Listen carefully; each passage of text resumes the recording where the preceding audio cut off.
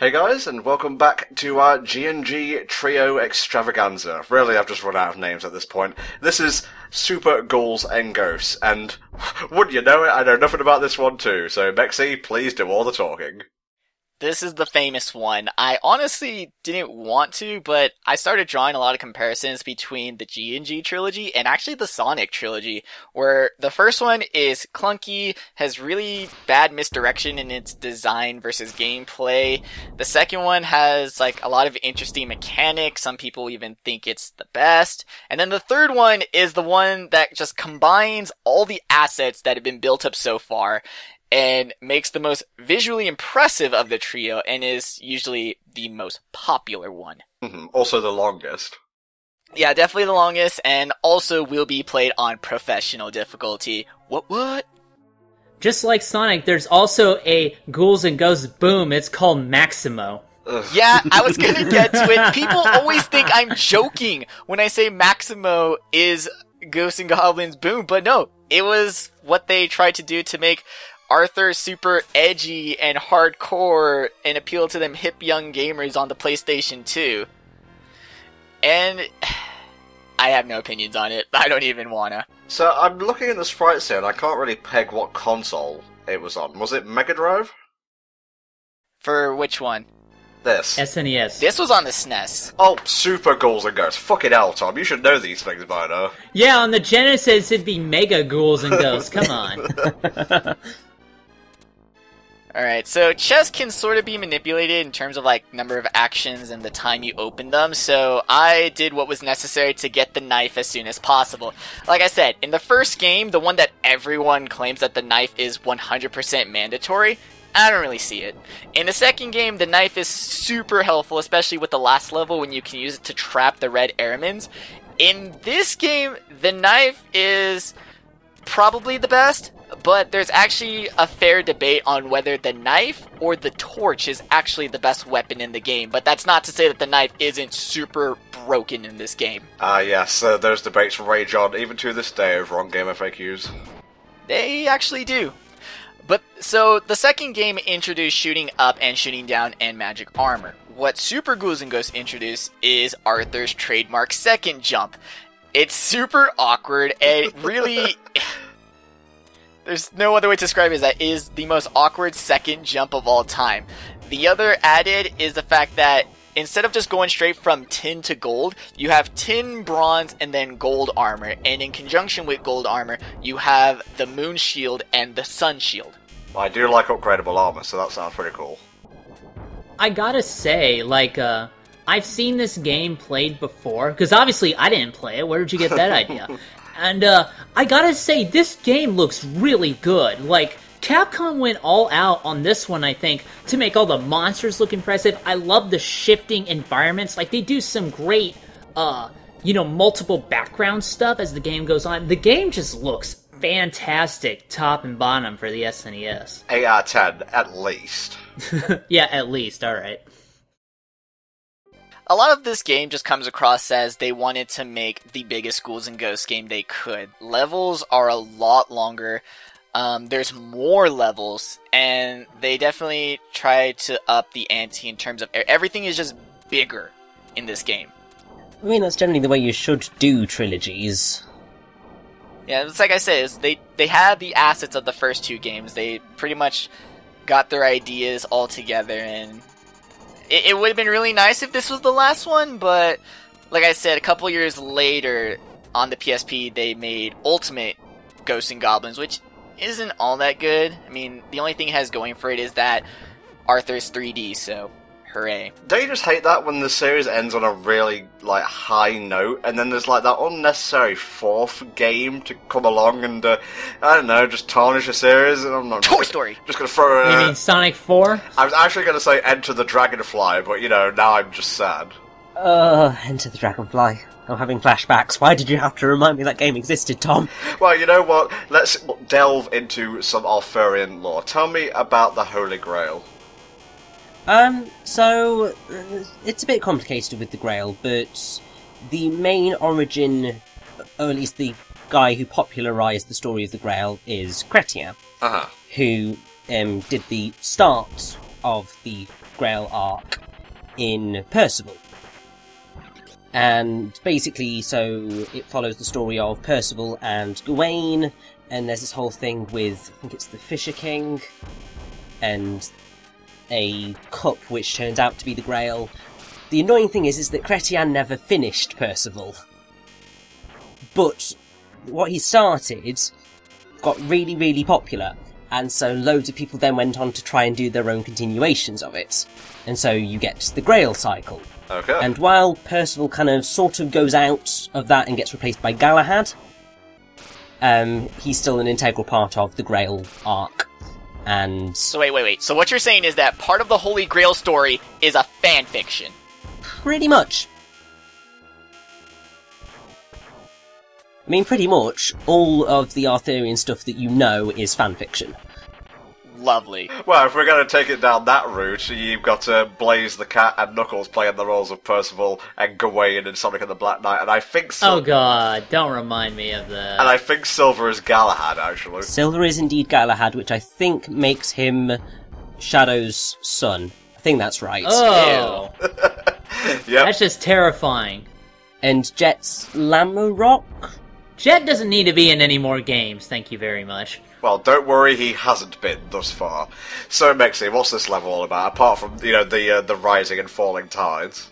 Alright, so there is one negative thing I have to say about Super Ghouls and Ghosts, and that is there is not one, but two auto-scrolling sections. The thing about the first game is that it's really concrete in what its difficulty is, other than, the bullshit that comes about with the shield making the final boss appear and then being completely worthless to the falling boss. But other than that, it's really concrete in what is its difficulty. It's that enemies spawn and enemies are semi-intelligent in their movement.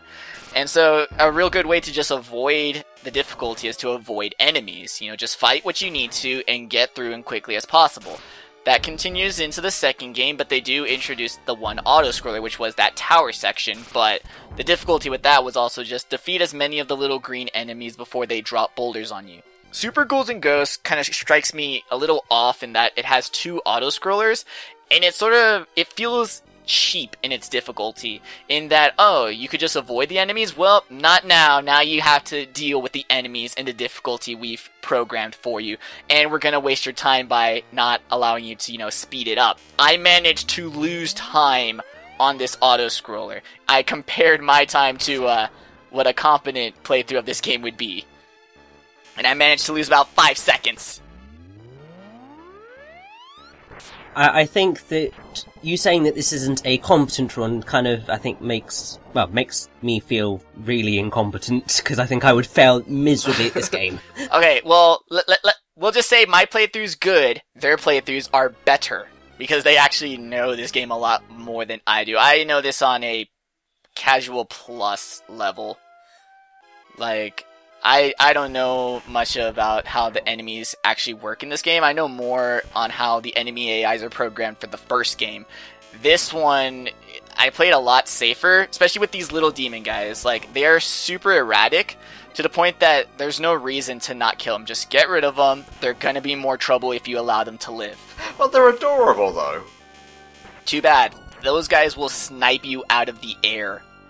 See, Mexi, if you had studied the Ghouls and Ghosts combo videos like I told you to, maybe your run would have been better.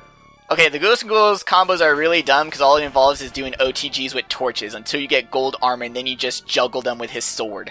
Hey, don't hate the game for that. Come on, man. Also, platforms that appear under you from lava, magma, whichever. Not a bad idea, but definitely enough to make people very mad at this game. That just seems like a really evil thing. It's like the spike drops in Mega Man. Yeah. One thing too with Super Ghouls and Ghosts, in the first game, Red Airmen were difficult.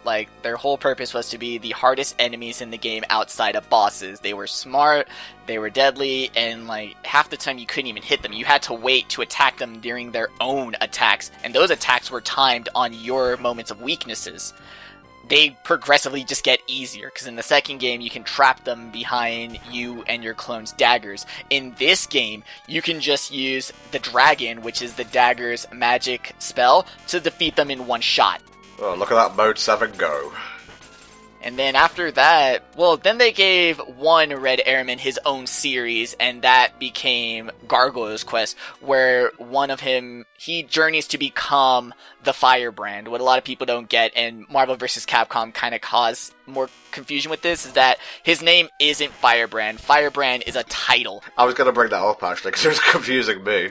It was confusing me as well. He's trying to become the Firebrand. Lucifer, the boss in the final game, we didn't actually kill him. He also tries to become the Firebrand, but when he fails, he then decides to help the protagonist of the Gargoyle's Quest become the Firebrand. Surprisingly deep lore for a game about a red demon guy. Also, those little imp guys are annoying because they are triggered to spawn directly above where you're going to be. So you have to sort of count on the fact that when Arthur throws a weapon, he starts throwing it above himself. This is a very Contra-esque boss fight. I also like how you can defeat him with one dragon. Also, if you grab the key, no matter whether it's in the air or on the ground, if you hold the up button, it says nice catch. I didn't do that for the first key, which was probably the only decent actual catch in this whole playthrough, but I didn't get nice catch. Instead, I get nice catch just from picking it up off the ground. Ew, this level is disgusting. I love this level. They went all out in this design. Well, I mean, it looks suitably hellish, so that's something. Yeah, because once again, we're trying to go into the demon's world to get the princess again. I'm gonna make a level out of a demonic intestinal tract. That seems like a good idea. Let's get the architects on this. Hey, I want you to make a room full of flesh. Sir! You know what? I'll take care of it. Jabu Jabu's belly is already a thing. Ah! Now imagine if Jabu Jabu had indigestion during that dungeon. Well, he has cows in his stomach in the... I almost said final mix version then. It's the same fucking thing. Yeah, basically. You also have, oh gosh, other games which do this. Oh, South Park. That's what I was thinking of with that whole potential thing. Old Stick of Truth. Yeah. Oh, let's not talk about that version, can we?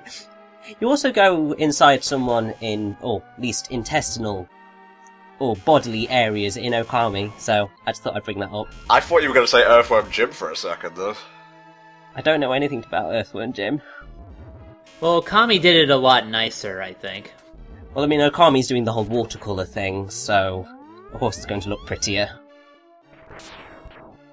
So I'm not really one for, like, warnings on videos and stuff. Like, if you're on the internet, you should be ready for, like, videos to not be all that friendly towards you, but this level has sort of a freaking nausea, seasickness warning to it. Like, they went all out just making this level fucking rock back and forth, and then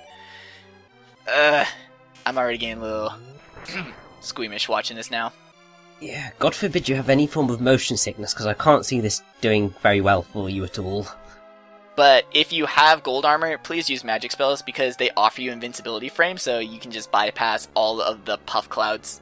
Oh, okay, I think we're past the dangerous bits now. Yeah, now we're at the boss that we can kill off-screen just by throwing daggers at its 3 heads. No fair, I had attack patterns and everything. Yeah, no, too bad. Instead, we just decided to defeat a 3-headed dragon on a Cinnabon. Yeah, all that boss training just went nowhere for that guy.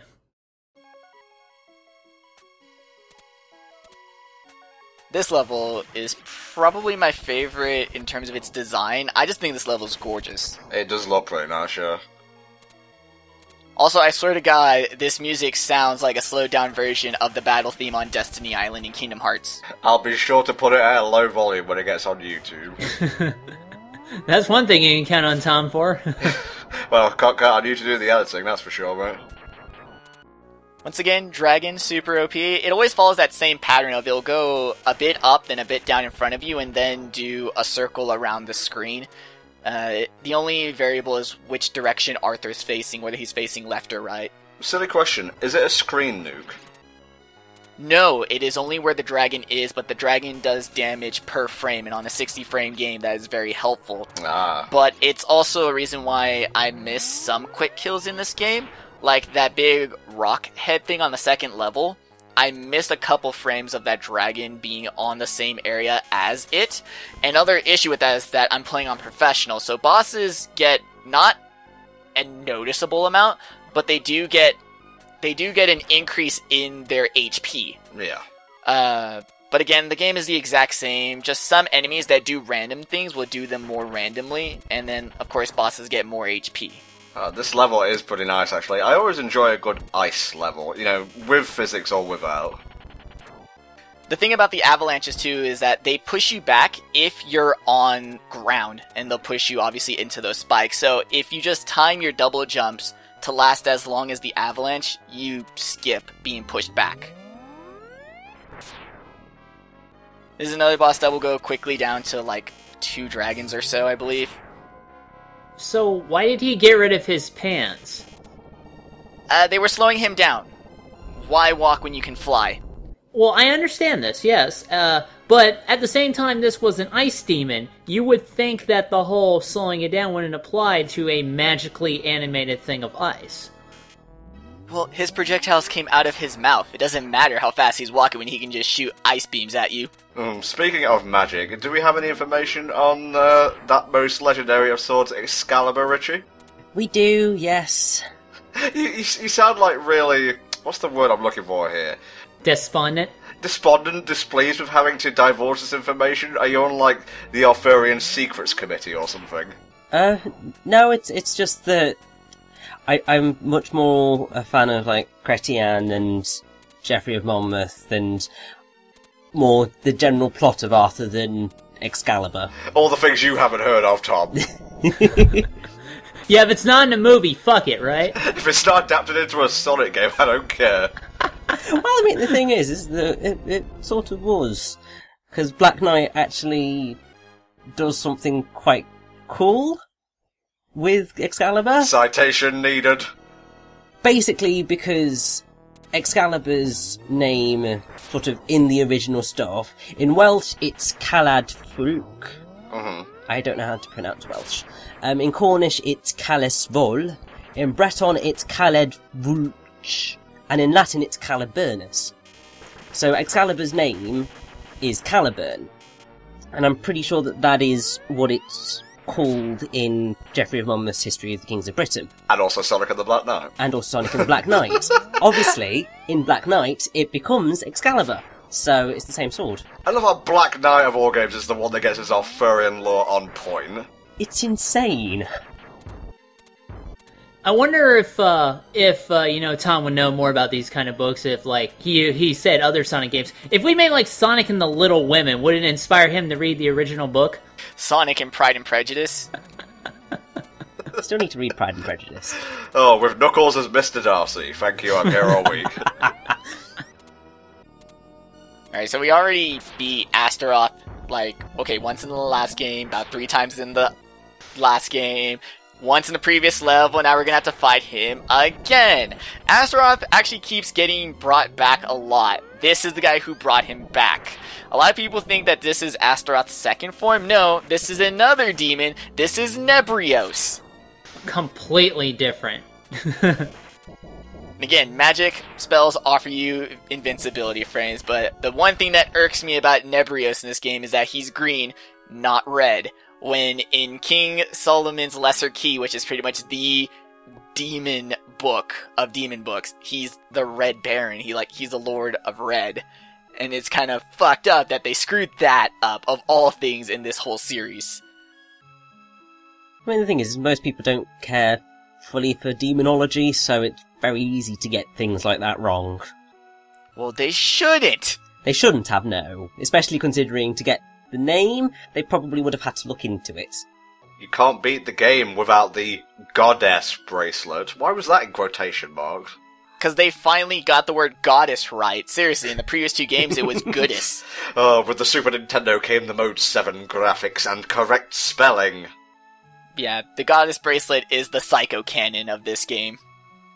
So I like how this is the tradition they decide to keep for every you know, Ghouls and Ghosts, Ghosts and Goblins, Gonads and Goobers game. I don't know. I just think it's a really... I've railed on it before, obviously. I just think, like, you really couldn't think of anything better to extend your game, more levels? I know you're against work, Capcom, but come on. Well, it's... people call it tradition, but I just sort of see it as its identity. That's what the game became famous on, was on that repeating twist of its, like, token taker origin. Yeah. And yeah, I could see some people saying that, well, then they should have broke apart from it, but at the same time, that would sort of betray the identity of what G&G is. Like, there's certain things you expect from game franchises. With this one, you expect to play as King Arthur, the items that he will use, fighting demons, and then comes the half-point twist. It's not my fault, or Capcom's fault, that most people decided to jump in on the franchise on the third game and had no idea. Here's a question for you. When you, like, die or get a game over, can you continue from the second quest? On this game, if you die and lose all your lives, you actually start from the beginning of the level of the cycle you're on. Oh, cool, that's good. This game doesn't have any saves, though, so you can't just be like, oh, I got to the second cycle, now I'm gonna turn the console off, go run some errands, come back. No, now you're back at level 1. I wasn't expecting that, but to hear that you can, like, start from the same cycle on the same level is good enough. Yeah, you get that, but that is a bit... it kind of ruins what you need to in order to get the final level of this game, because in all the games you needed the special weapon. First game you needed the cross, second game you needed the psycho cannon, this game you need the goddess bracelet. The problem with getting the goddess bracelet is that you need to open a chest while having the gold armor, and then that will cause a fairy to drop. St. Michael is gone, no more archangels. But say you manage to get to the last level, weren't able to hold on to your gold armor and open a chest, and now you pretty much have to get the goddess bracelet on the last level. Well, that's a bit difficult because you need to find all the chests in order to upgrade your armor, because when you die and start over, you start with tin armor. You have to work back up to gold armor, and then you have to find a chest, not get hit. But if you're lucky enough to get the bracelet before this level, that will not go away. You can carry the bracelet over from, like, dying in a previous level. The only problem is if you save getting the goddess bracelet for the last level, which I would advise, because the goddess bracelet isn't really all that good against bosses, considering you saw how effective using dragon is to most of them. So how much of the game do we have left now? Is it just like a straight run? It's pretty much the last two bosses again, so we have to fight Astaroth again, Nebrios again, and then we're gonna fight what's in this version is Sardius, but his actual name is Samael. Right.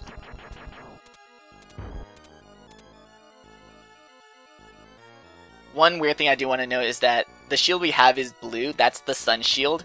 The red shield is the moon shield, so not a nitpick, just kind of weird that blue is sun and red is moon. Also, this is probably the only... well, no, all the bosses are a lot difficult with the Goddess Bracelet, but this is when you'll see where I had a lot of difficulty beating this boss with the bracelet, just because the dragon is so good. You get that continuous frame-by-frame damage, plus the invincibility frames that go along with it to dodge all his attacks. But once you have the Goddess Bracelet, it is such a pain in the ass to beat this guy. You have to actually dodge his attacks, you have to actually time it, because you can only hit his top head. Luckily, when you have the golden armor, the Goddess Bracelet carries over an ability from the Psycho Cannon of negating projectiles. Man, you're being really jammy with this guy. You're like just out of his attack range and everything. Sit still, get near my fire-breathing navel. What's going on here? I'm just doing... I gotta save the princess, guys. You don't get it. You don't get it. You don't get Prin Prin, man. You don't just leave Prin Prin alone. You go to her for reasons. Now we have the real final boss. This is Samael, and he carries the exact same design that Astaroth had. Hold on, let me shuffle over here. I'll be your final boss today. Here, let me give you some platforms so you can kill me with. But I promise I'm going to win. I think the dev team may have played a bit of Castlevania 3, if you know what I'm talking about. Yeah. Yeah. My advice is to save your double jump so that you can get even more hits in on him.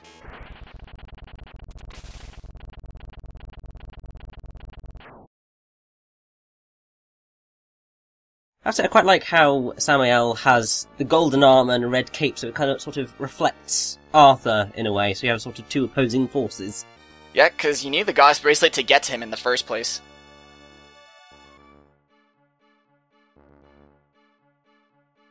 Now it's time for the plot dump again. They have a manual for this, you know that, right? Yeah, but then people complain about the plot being in the book and not being in the game. There's no winning. Yeah, Mega Man 3 was the same way. Oh, you couldn't scroll the text any faster, game? This is the speed that text goes. Let's make out in this dark, scary room of which there's possibly no escape? It could be her castle.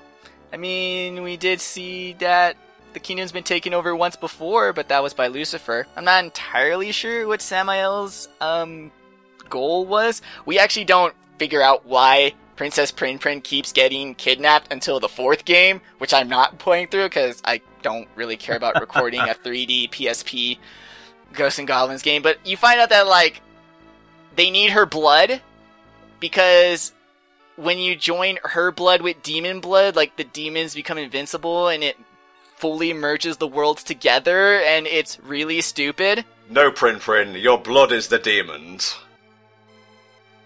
I mean, before it was just generic, oh, she's the princess, let's kidnap her, and then they escalate it full to, we need princess blood to be human partially or some shit, I don't know. Thank you, names and everything. God, what were those things? Thank goodness there's names for it. Well, we've come to the end of our little Ghosts and Goblins trilogy, so I guess we should wrap up by just talking about which of the games we liked the most, which we liked the least, just based on what we saw here. Those are some really cartoony-ass ghosts right there. So, Richard, let's start with you. Your favourite and least favourite out of what you saw tonight?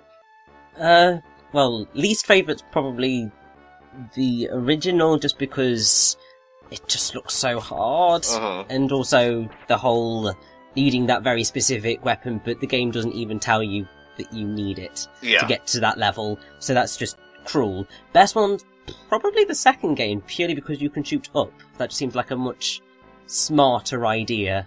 Yeah, Helldragon? Well, they're all kind of bullshit. I think the worst one is probably the NES one, like I've said before. The best one, from what I've seen, you know, I gotta agree with the whole up shooting thing. Woo, that's the monster's name. That makes sense. It's Ric Flair, the wildebeest. That's his beast form. But, you know, shooting up, that's a very good benefit, obviously. But I gotta say, I love the look of this game a lot more. So I'm gonna give the slight edge to Super Ghouls and Ghost here. Fair enough. I will agree with Richie. My least favourite one, just from, like, you know, just watching it instead of playing it, is the original. I love the Mega Drive, so I'll go with Ghouls and Ghosts as my favourite of the stuff we've covered. But, Maxie, what do you think, mate? We've got a couple of minutes left. Well, as the man who played these games. Probably the only one qualified to actually talk about them, yeah, but that hasn't stopped me before. Oh, yeah, no. Original is definitely the worst. It's just too... But for completely different reasons. I actually don't like how stiff Arthur is in those games. I kind of want to give the second one's gameplay, like, the second has the best gameplay, the third one has the best look. Like, if someone could mod, or do, like, a sprite rip or a fan hack of Ghouls and Ghosts with the Super Ghouls and Ghosts sprites, then that would be my favorite. But, yeah, so the third one has better looks, the second one has better gameplay, and the first one is just a train wreck of a mess of a port of a start of a franchise. Thank you, Maxie. Beautifully summarised. I guess all that's left to do now is announce what we're doing next, and our next forecast playthrough, which I think should be coming out in September, so not long to wait now, was recorded by Richie, and is... No More Heroes. Fuck yeah! Oh, that should be interesting. So excited!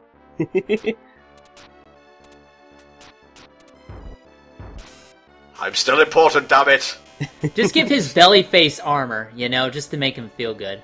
I'm the important part of the body. And platform. He's the final boss, and they don't even put all of him on the screen. Just ain't right, just ain't right.